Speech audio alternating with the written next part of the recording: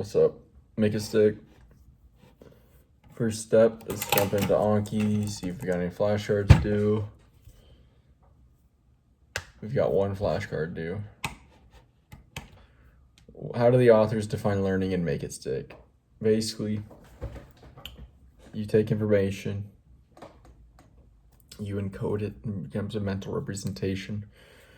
And you take in information, and you're able to then use that information, use it, change the way you see the world, change the way you can apply those things creatively. So you take in information, you remember it, and then you can apply it creatively,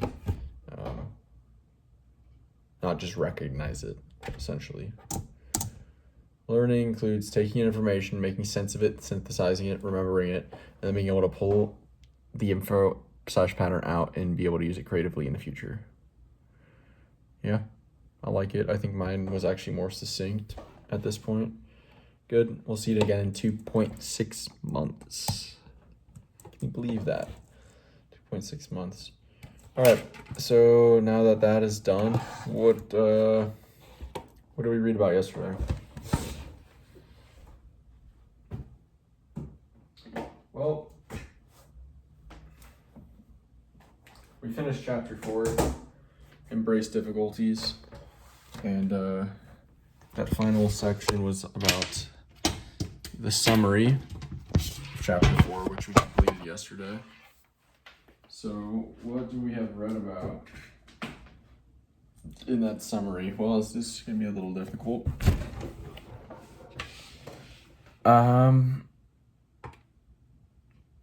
Right. Probably something about undesirable difficulties. Maybe not. I don't remember that necessarily, but undesirable difficulties are things that lead to increased difficulty, but do not actually lead to more learning. Examples of this are difficulties that cannot be overcome through increased effort, because increased effort is actually a huge aspect of why desirable difficulties are effective for improving learning. Another one would be, difficulties that make it more difficult, but are actually not training things that are what you're trying to learn. And then test anxiety is another example of undesirable difficulties. So we got generative learning. Yeah, I don't remember much from the actual takeaway section, though.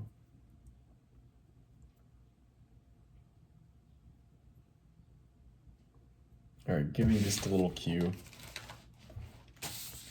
Just a peek. All right, I see that there was something about interleave and variation. So interleaving and variation increase discrimination skills. We've talked about that plenty. They also increase or develop induction skills, finding patterns between things. They are desirable difficulties.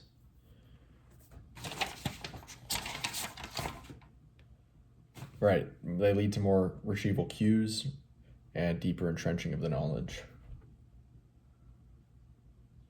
More adaptable use as well. Trying to do/solve something before being taught how to do it actually leads to better retention and learning, assuming that corrective feedback is given. So you're actually told what you missed or how to do it after you try.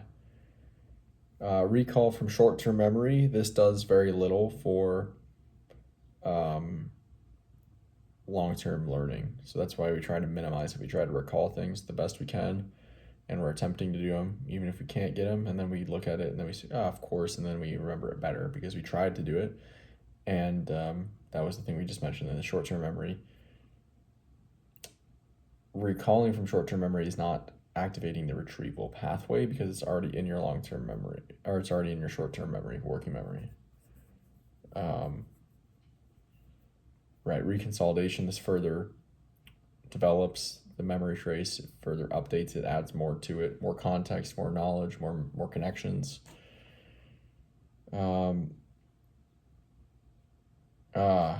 So more retrieval practice, more effortful retrieval practice leads to developing a stronger pathways. It leads to reconsolidation of the material. It leads to developing the stronger knowledge. It leads to integrating knowledge into mental models. It also weakens competing pathways. So it really does everything for learning. So retrieval practice to learn retrieve, that is the title of chapter 2. So, and then there's direct relationship between the amount of effort it takes to retrieve something and the amount of learning that takes place afterwards. Cool. Chapter 5 is avoid illusions of knowing. Sure. I'm guessing a lot of this chapter will be about the testing, using testing, but let's go ahead, answer these questions I've posed throughout the chapter, and then we'll go ahead and start doing ChatGPT quiz for chapter 4. So, other examples from the book, 2 other examples from the book about undesirable difficulties. Basically, I don't agree with either of these fully. Things that, just for the note, things that can't, difficulties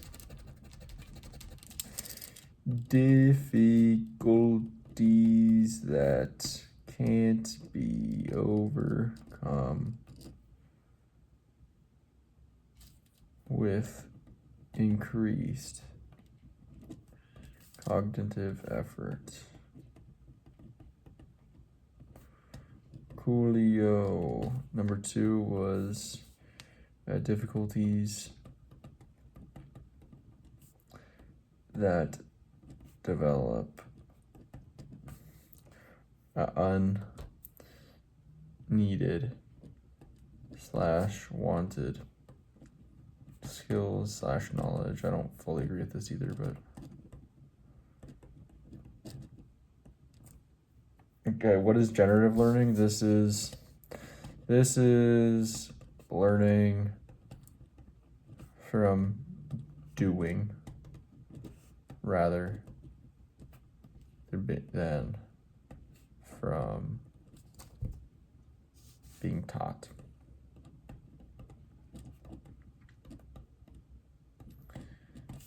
What are desirable difficulties? Short-term impediments that make for stronger learning. Example, space practice, interleave practice, variable practice, retrieval practice / testing, some contextual / fluency impediments. All right, how does the forgetting curve relate to the idea of updating retrieval cues? This is generative learning, I would say. Or this is just generation. How does this was not directly addressed in the book. Forgetting curve was not addressed in the book at all.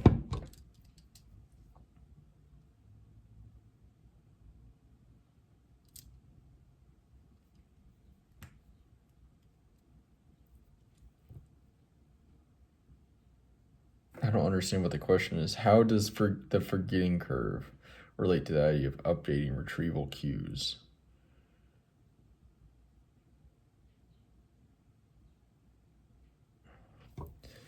All right, so I think of the cue pathway kind of as one structure. So we've got a cue and then a pathway, right? And we want to change one cue to a new pathway. I'm just going to say in general, I think the forgetting curve has a lot to do with retrieval pathways. Maybe more so than the memories themselves. Yeah, surely, right?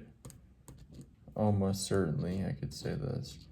Because you can forget something, but if someone explained it enough to you, you'd be like, oh, yeah, that's right, right? So it wasn't that you forgot the thing itself, you forgot how to access the thing. What are mental models? Forms of deeply entrenched and highly efficient skills or knowledge structures that, like habits, can be adapted and applied in varied circumstances. Okay. What is transfer of learning? The ability to apply what you've learned in new settings. Cool. What is transfer of learning? Well, we already answered that. Process of trying to do something without being taught how, aka trial and error. Right. So the rest of my, I guess I already answered. That's chapter 4 right there, the questions I had. That's fun. Time to put this verb in putting the rest. This is chapter 4 questions, and that's the outline. Here's chapter 3, outline and questions. Chapter 2, outline, questions.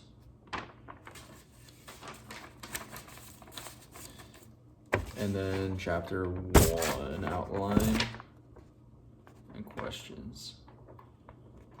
So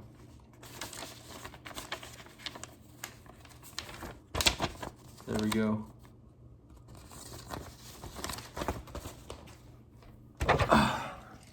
On to the ChatGPT quiz now.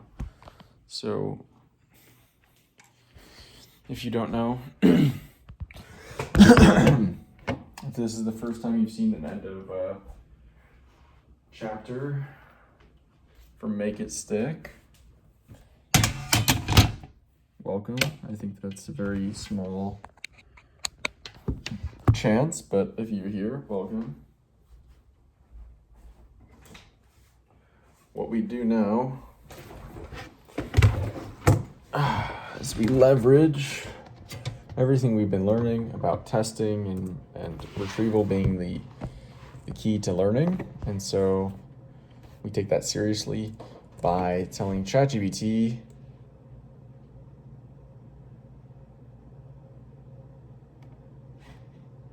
we'll see that ChatGPT will give us questions to answer as so we retrieve things and generate things, elaborate things.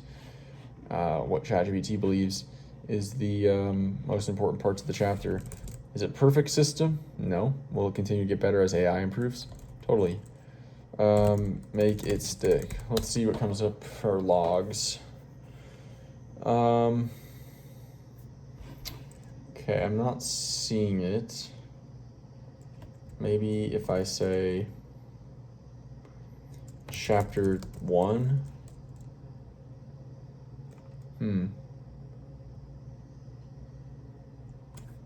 Maybe if I say to learn, retrieve. If we can't find it, that's not too bad. I'm just trying to look for old chapters so I can give it the same prompt I had.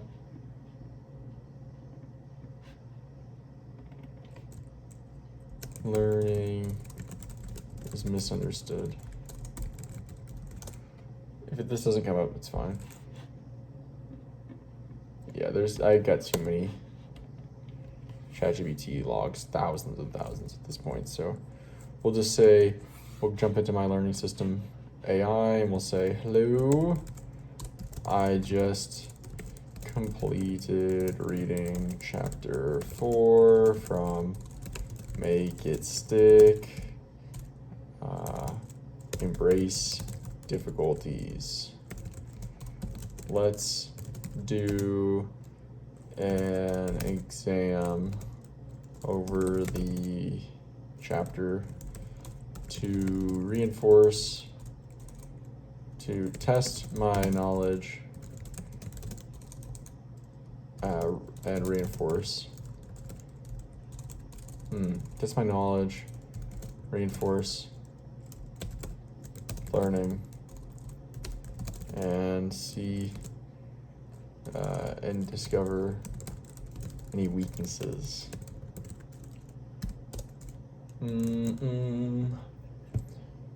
Is Excellent. Chapter 4, make it stick, embrace difficulties, is central to the book's core argument about desirable difficulties and how effortful learning enhances retention. Let's begin your exam style test structured for progressive depth and varied formats. Tier 1, core recall, low resolution. Okay, there's gonna be 8 questions. I'm just gonna say one question at a time because I like to answer one at a time and then see right then and there. Is that the perfect system?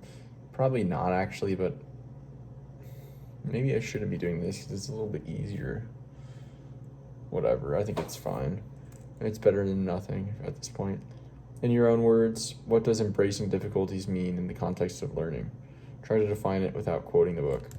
Embracing difficulties means to recognize that difficulties lead to increased cognitive effort, which leads to more learning. Easy or more effortful learning leads to significantly more learning than easier learning. So if you really want to learn, embrace difficulties.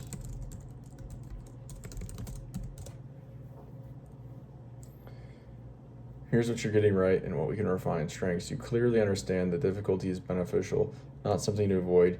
You correctly identified that cognitive effort is the mechanism through which deeper learning happens. Refinement. To make your explanation even tighter and more powerful, try compressing it into a single punchy sentence. Can you now distill the definition into 12 words or fewer? Focus on clarity and essence. There is a direct relationship between effort of retrieval and amounts of learning. 1, 2, 3, 4, 5, 6, 7, 8, 9, 10, 11, 12, 13. Right, good enough. 1 over. You highlighted that retrieval effort, which is crucial. Slight refinement. While retrieval is a key example, embracing difficulties includes more than just retrieval. True.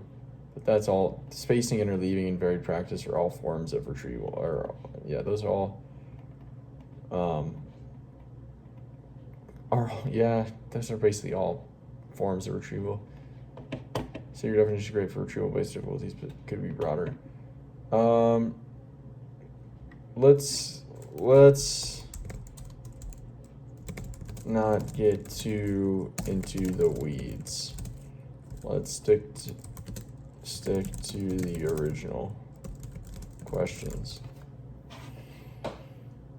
Okay, what is a desirable difficulty? Try to define it in your own words from memory. A desirable difficulty impedes, is an impediment to short-term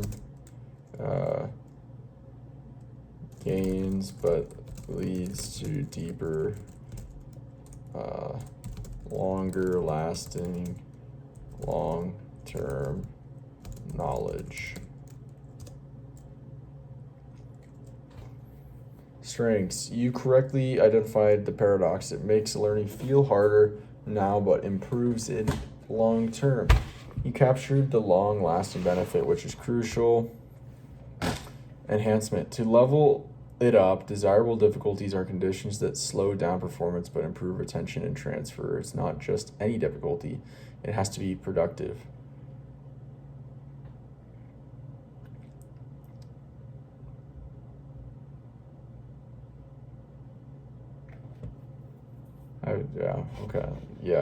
All right. I thought that was basically what I said. Thanks, ChatGPT, for that.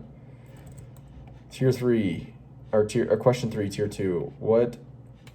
Why does making learning harder sometimes lead to better retention? What happens cognitively? Why does effort help?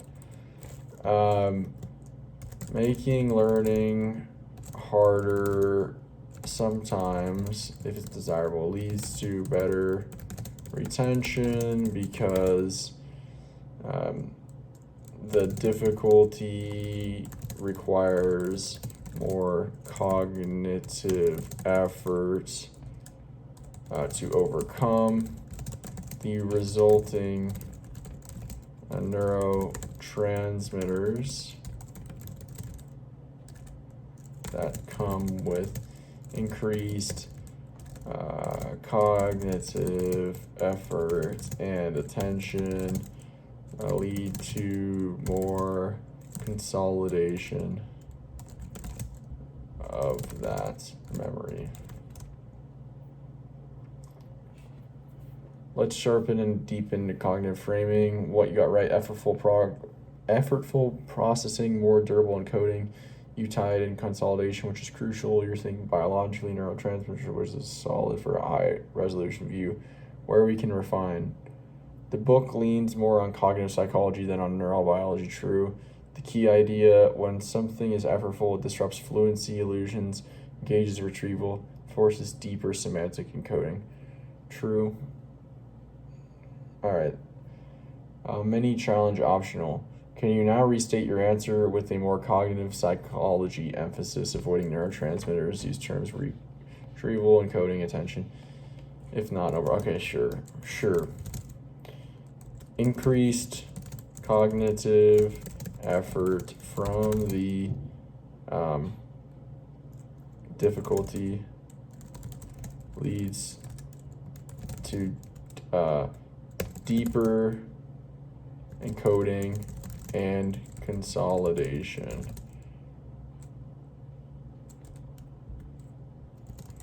This leads to a more entrenched and robust retrieval pathway and memory trace. Now you've explained both neuroscience and cognitive psychology terms. Nicely done. Deeper encoding, more entrenched retrieval pathway, robust memory trace.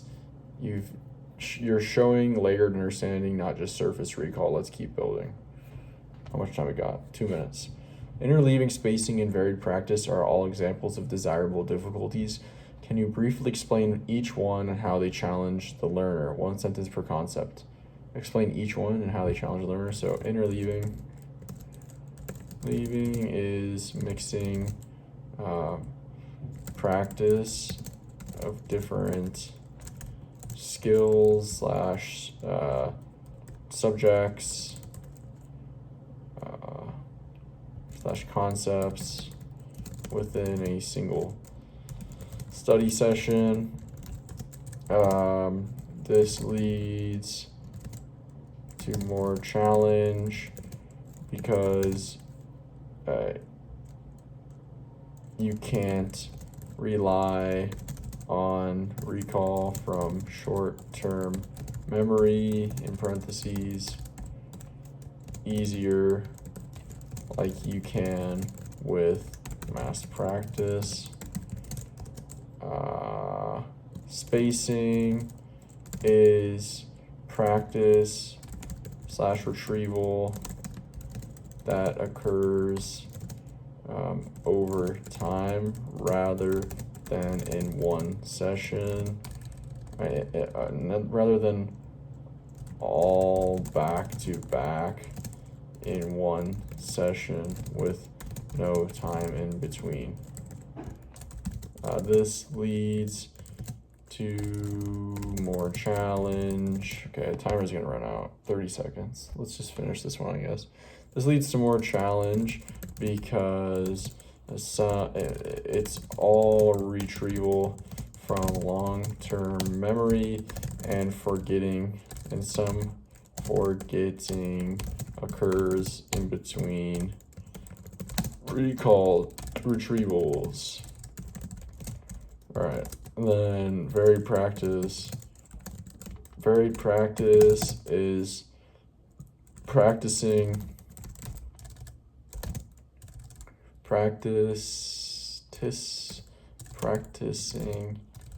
practicing a skill in different ways. This leads to more challenge because you have to adapt the skill. Practicing a skill or concept, skill/concept to differing circumstances and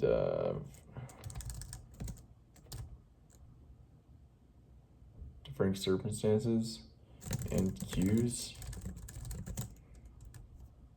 and conditionals. All right.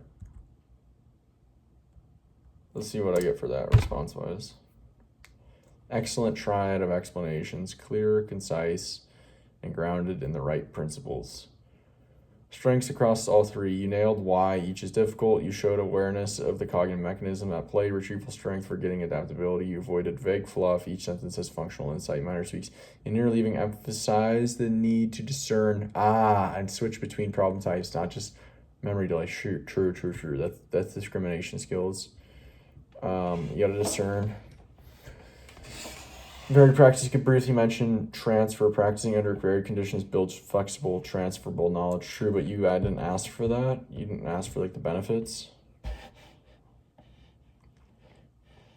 No need to revise unless you want to. You're handling tier 2 beautifully. Question 5 will start tomorrow. So this is I'm gonna rename this. Name it chapter 4. Embrace difficulties. All right. That's it for today. Tomorrow we'll be back to complete this quiz. After we complete the quiz, we will then ask ChatGPT for the highest ROI, highest leverage Anki flashcards. We'll take those, throw them into Anki, and then we'll start outlining chapter 5. Can you believe it? We're into chapter 5 soon. This has been a long journey. The days just fly by. Anyway, that's it for today. I'll talk to you guys later. See ya.